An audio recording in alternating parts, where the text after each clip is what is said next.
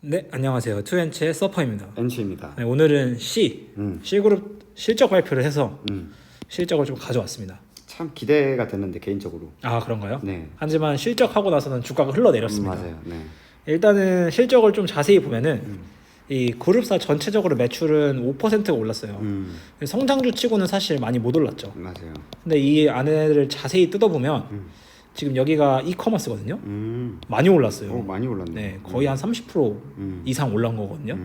그리고 이거는 이제 핀테크 많이 올랐어요. 많이 올랐네요. 2배 좀 안 되게 오른 거예요. 근데 문제는 게임입니다. 게임. 게임이 50% 이상 줄어들었어요. 매출이. 게임이 하드캐리했다.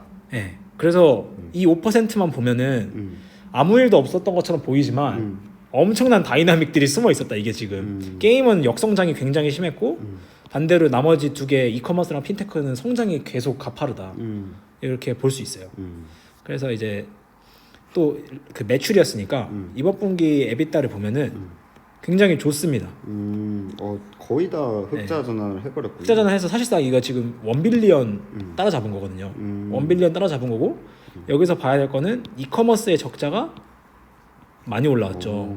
그러니까 마이너스 740을 꺾고 207까지 올라온 거고 핀테크도 마이너스 124를 꺾고 98까지 올라온 거죠. 근데 반대로 게임은 매출이 준 것만큼 이익도 줄어버려서 이게 이것만 유지됐어도 되게 좋았을 기록인데 근데 이익률이 어느 정도 유지된 것 같네요. 이익률은 사실 올랐습니다. 네, 마진율은 올랐어요. 그 다행이죠 뭐. 근데 문제는 탑라인이 줄었으니까 매출이 줄었으니까 이익도 절대량이 같이 줄어버려서 이것 때문에 주가가 흘러내렸습니다. 네. 그리고 캐시는 6.9 빌리언이 있었는데 전분기 7.2 빌리언으로 늘었어요. 아, 또 늘었네요. 왜냐하면 돈을 벌었으니까. 그러니까 실제로 돈을 벌었고 그리고 얘네가 돈이 많았잖아요. 많았죠. 그래서 그 단기 자금 투자 많이 하잖아요, 기업들이. 거기서도 돈을 많이 벌었다고 해요. 그거랑 실제로 이익을 내서 0.3 빌리언 정도 돈을 벌었다. 분기 기준으로. 그래서 캐시가 늘고 있는 기업이다. 이거 관련한 포인트들의 질문이 많이 나왔거든요, 이번에. 그래서 되게 좋은 관점이었다. 그리고 좀 자세히 보면은 이 마켓플레이스 레비뉴 매출을 좀 보면은 46%가 늘었고 여기가 이제 코어 마켓 아시아랑 대만. 네, 그다음에 여기는 이제 그 이커머스 안에 있는 광고 매출. 그래서 가파르게 같이 늘고 있어요. 그다음에 얘네 뭐 에비타는 아까 앞에 나왔던 거랑 똑같이 좋아지고 있다. 네, 그래서 아시아 마켓은 현재 돈을 많이 벌고 있고 아더 마켓이라고 하는 건 이제 보통 남미 브라질 쪽인데 브라질 쪽도 지금 많이 수익성이 많이 올라왔거든요. 그래서 긍정적으로. 남미 쪽은 근데 철수 얘기가 있지 않았었나요? 근데 이제 남미가 브라질이 있고 그 외에 이제 뭐 멕시코나 칠레 막 이런 애들이 있는데 이런 국가들은 나갔고 브라질은 여전히 계속 투자하면서 키우고 있어요. 그래서 거의 브라질이라고 보시면 됩니다. 이렇게 보면 되고 그다음에 게임은 확실히 이 지표부터 안 좋은 게 이 게임 이건 약간 잔고라고 보시면 되는데 확 줄고 있죠. 근데 반대로 이제 이번 분기에서 얘네가 좀 방어하려고 했던 거는 이 활성 이용자 수 QAU가 늘었다. 네, QAU가 안정화가 됐다. 네, 그리고 이거는 얘네도 줄어서 뭐 딱히 말은 못했던 것 같아요. 그래서 본인들 말로는 뭐 뒤에 나오겠지만 이용자 수가 그래도 이제 안정화돼서 다시 턴어라운드 하려고 한다. 도저히 방어할 수 없군요. 뭐 4월, 5월까지도 지금 좋다. 이런 식으로 설명을 좀 해줬어요. 그다음에 핀테크는 그냥 잘 가고 있습니다. 좋습니다. 그다음에 뭐 매출 총이익, 그로스 프로핏은 그냥 잘 늘었어요. 매출이 5% 늘었는데 21% 늘면은 잘한 거죠. 원가 관리 잘한 거고 마진 수준이 개선된 거고 그 전 분기에 이어서 확실히 이 세일 마케팅 비용 이 거의 600빌리언 정도 600밀리언 정도 아껴진 거니까 되게 좋았다. 여기서 거의 비용 감소들이 다 모여서 그 흑자를 낸 거다.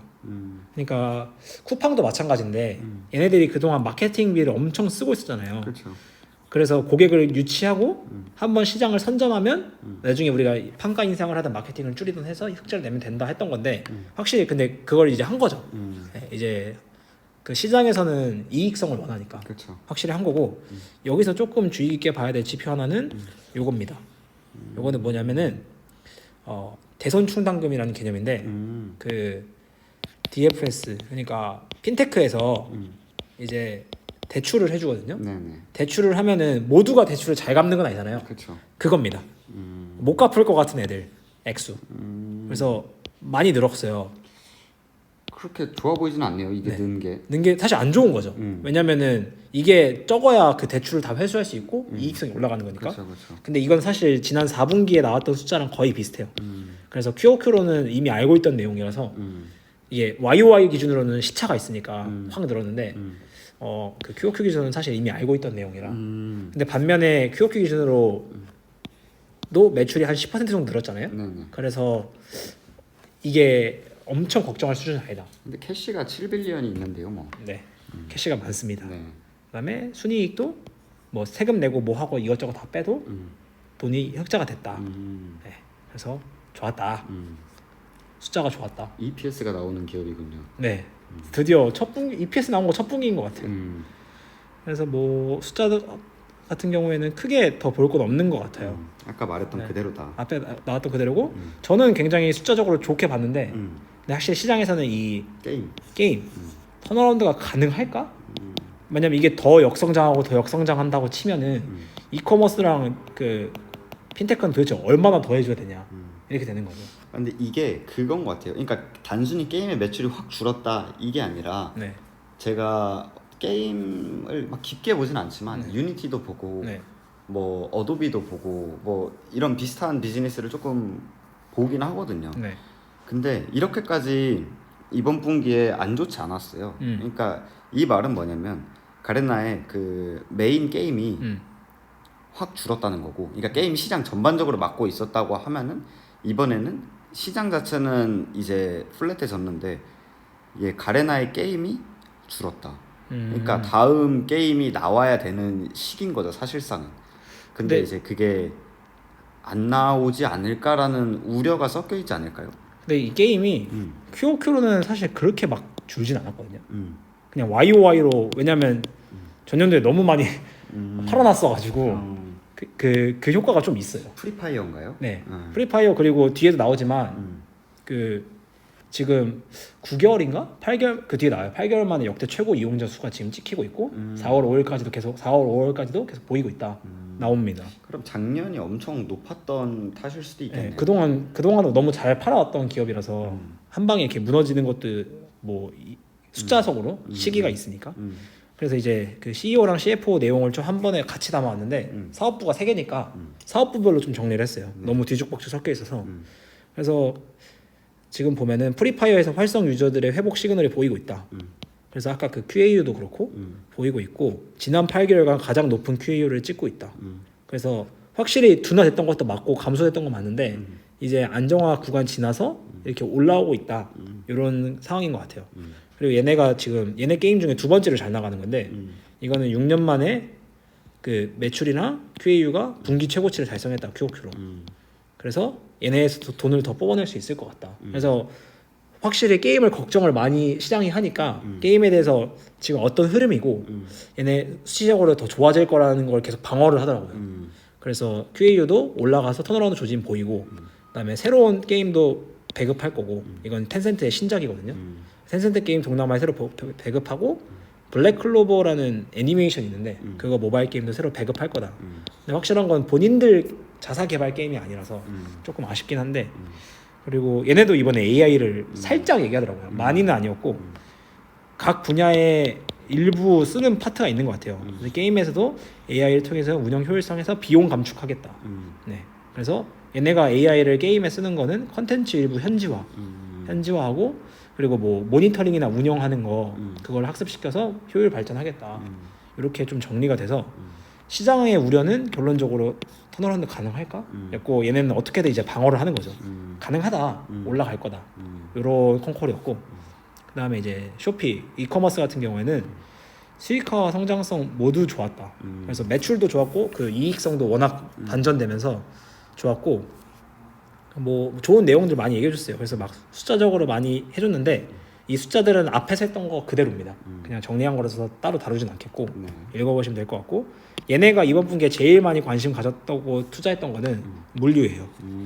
물류 쪽에서 효율적으로 많이 개선됐다. 그래서 파트너사들이랑 협력하면서 했는데 이게 제가 쉽게 설명을 드리면 동남아 6개국이 있어요. 그리고 브라질도 있죠. 네. 국가별로 성격이 다 다르다 이거예요. 얘네 말은. 그래서 동일한 방법을 각 국가별로 다 쓸 수가 없다. 국가별로 커스터마이징해서 들어가야 되기 때문에 어떤 나라는 쇼피가 직접 물류센터를 만들어서 배송하는 게 훨씬 효율적이고 어떤 나라는 거기에 있는 대한통운이나 이런 제3자들과 파트너십 맺어서 물류하는 게 100배 낫다. 그러니까 우리는 다 다르게 지금 운영을 하고 있고 여기서 훨씬 더 효율을 많이 봤다. 그리고 이쪽에 투자를 많이 했다. 그래서 이번에도 물류센터를 50개 정도 새로 지었다고 해요. 여기 전반적으로. 그래서 퍼스트 앤 라스트 마일 허브라고 해가지고 라스트 마일 개념 아시나요 혹시? 아니요, 모릅니다. 라스트 마일은 그냥 알아두시면 좋은데 이게 물류센터가 있고 우리 집이 있잖아요. 네네. 그리고 여기 원산지 같은 게 있을 거고 뭐 대형 창고도 있다고 쳐요. 그러면 이 택배 회사들이 판매자들의 물품을 대형 창고에 받아서 각 지사 같은 데 이제 뿌리잖아요. 네네. 이제 이 지사까지 뿌리는 거는 걔들이 되게 잘 깔아놓는데 이 지사에서 최종적으로 집으로 보내는 게 이제 라스트 마일이에요. 마지막 발걸음 정도라고 이해하시면 되는데 사실 이게 되게 중요하거든요. 아마존도 제일 신경 많이 쓰는 게 이거고. 그래서 이런 허브들을 많이 추가했다. 그래서 더 그 효율성을 높이고 있다. 투자도 많이 하고 있고. 그래서 예를 들어서 인도네시아 같은 경우에는 10,000개 이상의 섬으로 되어 있는데 95%의 구매자가 배송 시스템 커버가 되고 있다 지금. 이런 내용인 거죠. 그래서 효율을 보고 있고 브라질도 물류센터 확장했다. 그리고 여기도 AI 역량 뭐 얘기가 나오는데 그거 통해서 뭐 하고 있는데 얘네 제가 조금 신기했던 거는 인플루언서 이용한 그 마켓플레이스는 워낙 많잖아요. 그렇죠. 틱톡에서도 많이 팔고 릴스에서도 많이 파는데 400만 명 있다는 건 처음 알았네요. 인플루언서 이 정도면 인플루언서가 아니지 않나? 그러게. 인플루언서가 이렇게 많으면 안 될 것 같은데. 근데 뭐 또 인구가 많으니까. 그래서 이런 인플루언서 프로그램 통해서 주문이 3배 이상 늘어났다 이쪽에서. 그래서 계속 투자하고 있고 AI 챗봇 우리 사용하고 있다. 뭐 이런 내용들이었습니다. 그 확실히 요즘 그 광고 시장에 대해서 말이 많은데, 그러니까 시장 자체, 그러니까 활성화 수 인구수 같은 경우는 회복이 됐는데 매출이 회복이 안 되는 이유에 대한 칼럼이 있거든요. 네. 근데 그게 이제 결론적으로는 틱톡이나 인스타그램 그 인플루언서 광고한테 다 뺏겼다라는 거죠. 광고는. 그러니까 우리가 페북은 다 쓰는데.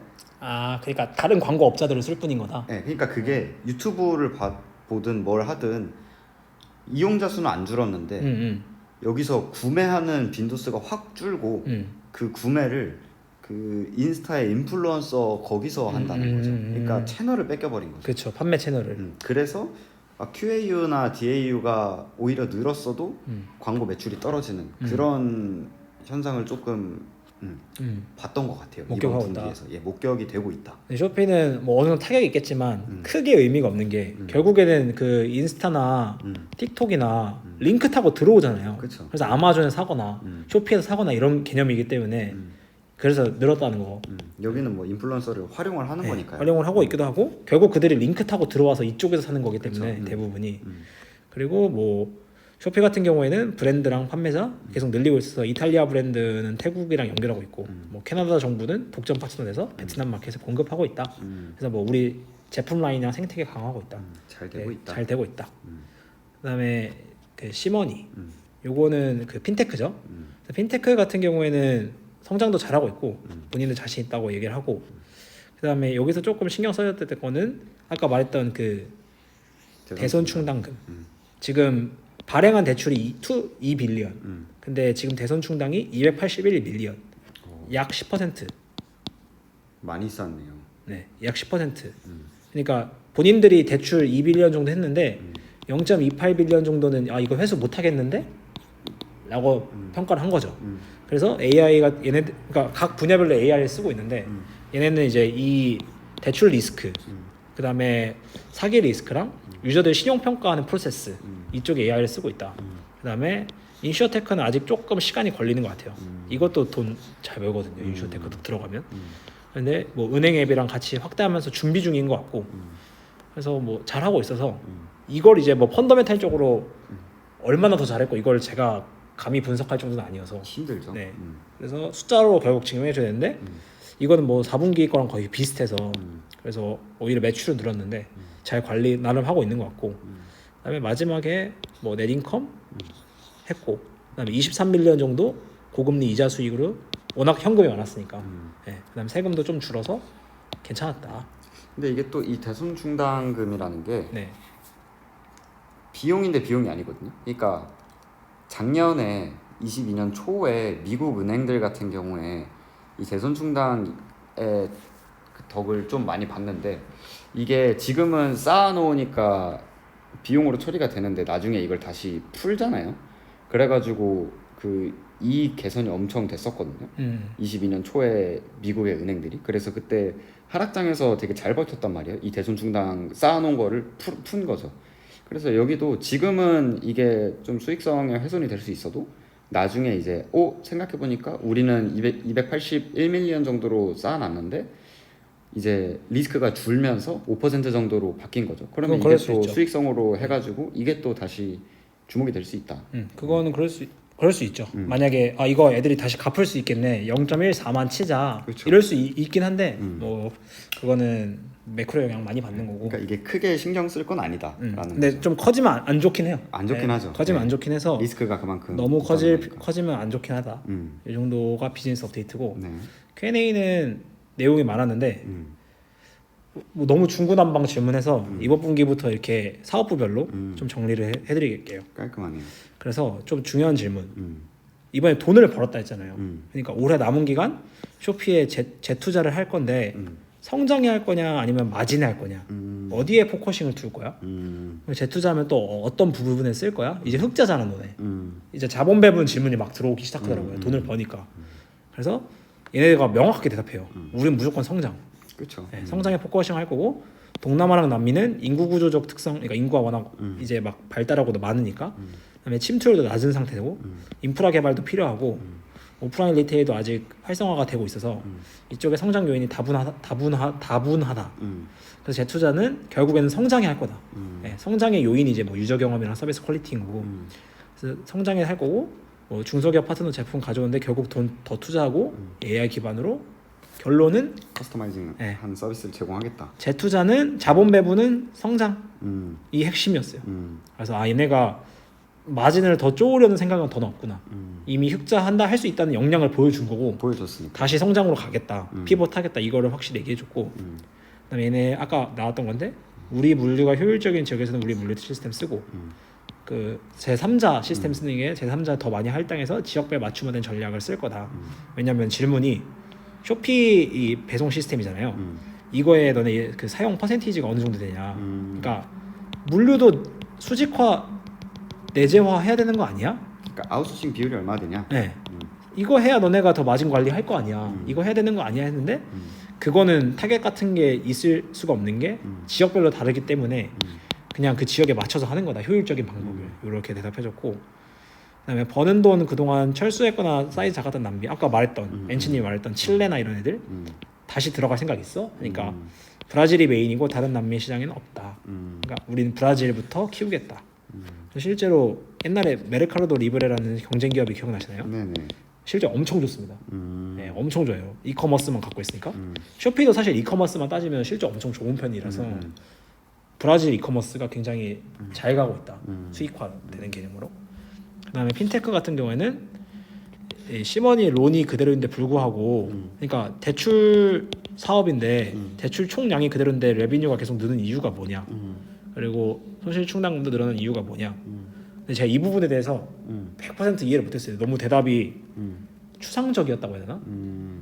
그래서 이 부분은 그러니까 해석 그대로를 가져오긴 했는데 결론적으로 하면 이 자금 출처 다양화하고 뭐 금융기관 협력하고 있다는 게 예를 들어서 대출을 냈을 때 대출에서 떼가는 수수료가 있을 거 아니에요. 아니면 이자를 받거나 이게 이제 다양화돼서 매출이 늘었다는 건지 그 부분에 대해서 제가 100% 이해는 안 됐는데 어찌됐든 그 전반적으로 돌려봤을 때 이해를 해봤을 때 뭐라고 할까요? 나쁘지 않다. 근데 이 부분은 저도 좀 이해를 해야 되긴 할 것 같아요. 어려웠어요. 답변이 좀 어려워서 뭐 예를 들어서 대출 상품의 보유 기간이나 만기나 뭐 이런 것들 그런 것들이 좀 바뀌었거나 이렇다고 볼 수 있는데 그 앞에 거는 그냥 뭐 예를 들어 네 넘어가시죠. 네, 이게 좀 어려워서 예. 제가 나중에 알게 되면 다시 공유드리겠습니다. 그다음에 게임 질문 좀 많았었는데 근데 앞에서 다 나왔던 내용들 그대로 또 더블 체크하는 질문들이어서 크게 막 중요했던 것 같진 않고 그 이 질문 좀 신선했습니다. 텐센트의 첫 번째 거부권에 대한 업데이트, 향후 계약 연장되냐. 그러니까 얘네가 지금 배급을 하잖아요. 근데 이 배급 계약 텐센트가 안 하면 어떻게 해?라는 질문이었어요. 그러면 매출 더 주는 거 아니야? 근데 그 어느 한쪽에 종료하지 않는 한 계속 연장할 거다. 그래서 계약서 작성 이후 아무런 바뀐 거 없다. 그러니까 걱정하지 마라라는 답변을 했는데 근데 확실히 이건 리스크긴 하죠. 갑자기 이제 주던 거를 네. 안 주는 거니까요. 왜냐면 얘네한테는 권리가 없어요. 그냥 배급할 수 있는 권리만 있는데 근데 뭐 텐센트 입장에서도 동남아 이 많은 국가에 자기들이 서비스 다 깔면서 하는 것도 짜증나긴 할 테니까 굳이 네, 굳이라는 입장이긴 한데 모르죠. 사이 틀어지거나 이러면은. 또 돈 잘 버는 거 보면은 또 욕심 날 네. 테니까요. 근데 뭐 그게 투자 대비 훨씬 더 비효율적이라고 생각을 했는지 그리고 텐센트가 아직 지분을 갖고 있긴 하기 때문에 투표권이 없어서 그렇지 그 부분에 있어서 뭐 리스크긴 합니다. 잠재적 리스크. 리스크긴 하네요. 그다음에 좀 그룹사 전체적인 질문들이 있었는데 이번에 캐시플로우가 플러스가 됐는데 자본 배분 우선순위가 성장 전략 중 어디인지 그러니까 성장 전략 어디에다 하려는지 뭐 그 남미인지 아까는 성장이냐 아니면은 마진이냐. 네. 성장이다. 그럼 성장인데 어디냐. 네. 그래서 마켓별 맞춤화된 투자 할 거다. 특정 시장이나 부문에 집중하는 게 아니고 그러니까 너무 정답적인 대답을 해버렸어요. 그래서 많이 막 열어놨네요. 네, 그냥 추상적으로 장기적으로 좋은 거 그래서 뭐 딱 찍어서 태국에 하겠다 뭐 이런 식의 답변은 없었어요. 뭐 매크로는 바뀔 거니까요. 네, 그래서 그냥 시장 맞춰서 맞춤화된 투자해야 된다. 그걸 뭐라고 찍어서 말하기 어렵다. 그리고 에비타 마진과 재투자 간의 밸런스는 어떻게 할 거냐. 그러니까 성장을 하는 건 알겠는데 그 밸런스는 어느 정도 맞출 거냐 했을 때 지금 당장 마진 극대화할 생각은 없다. 마켓마다 마진이 차별화돼서 어떤 데는 마진이 3, 40 정도 되는 데가 있고 어떤 데는 이제 막 흑전, 에비타 흑전한 데가 있다. 그래서 마진은 당장 중요한 게 아니고 얘네 내용 중에 보면 하려면 더 할 수 있다. 쥐어짜려면 더 쥐어짤 수 있는데 장기적으로 봐야지. 그래서 다시 배분해서 생태계 강화하고 거기서 더 고객 끌어모아 성장하고 그때 또 돈 벌어도 늦지 않다. 이런 내용이었습니다. 그다음에 이게 내용 전부고 뭐 생각 정리 사실 막 뭐라 그럴까요? C그룹은 사실 엄청 불안한 포인트는 없어요. 제가 느끼기에는 뭐 게임 사업부 동향 그래서 앞으로 성장할 건지 안정할 건지 역성장할 건지 이 정도 있는데 크게 저는 그렇게 막 크게 불편하진 않거든요. 그냥 기업을 봤을 때. 그다음에 그나마 걸린다고 치면은 이커머스랑 이 핀테크가 마진이랑 성장이 트레이드오프 관계인지 그러니까 하나를 희생하면 하나를 얻는 그런 관계인지 같이 먹을 수 있는 개념인 건지 조금 걱정하자면 아직까지는 트레이드 오프 아닐까요? 그 침투율이나 이런 거를 봤을 때. 근데 뭔가 예를 들어서 마진이 확 느는데 성장이 줄어버린다거나 이러면은 뭔가 좀 이해를 하겠는데 뭐 그런 뭐 요 정도는 일어날 수 있어도 완전 역은 아니겠죠. 네, 그래서 요 부분에 대해서는 앞으로 좀 확인을 해봐야 된다. 근데 막 C그룹 자체에 대해서 크게 막 제가 엄청 걱정된다 이런 거 없어요. 그냥 돈 꾸준히 벌면서 계속 이렇게 지금처럼 해가면 되는 기업이다 보니까 그리고 최근에 나왔던 뉴스 중에 하나가 아마 5월이었었는데 이 CEO가 그 최근까지는 계속 정리해고를 했었거든요. 정리해고해서 뭐 비용 줄인 것도 있는데 최근에 전체 임직원들 5% 임금 인상을 했다는 기사가 나왔어요. 그러니까 이거는 전 이걸 보자마자 이번에 흑자 떴네 이 생각을 바로 했거든요. 이걸 왜냐하면 돈도 못 버는데 이걸 할 리가 없잖아요. 그렇죠. 그러니까 돈을 벌고 있고 근데 이제 돈을 벌고 있는데 임직원들에게 투자를 해서 얘네들이 다시 또 성장을 해줘야 되는 거잖아요. 그러니까 저는 이런 흐름으로 봤거든요. 돈 벌고 있고 직원들의 사기도 올려줘야 되고 걔네한테 다시 또 뭐 정리해고 해왔었으니까 해서 다시 성장으로 가서 으쌰으쌰 해보자 이런 느낌을 느끼고 있어서 크게 걱정하는 게 없고 또 그 CEO C 레벨들은 그 작년에 흑자로 돌아설 때까지 그 임금 안 받겠다고 했었거든요.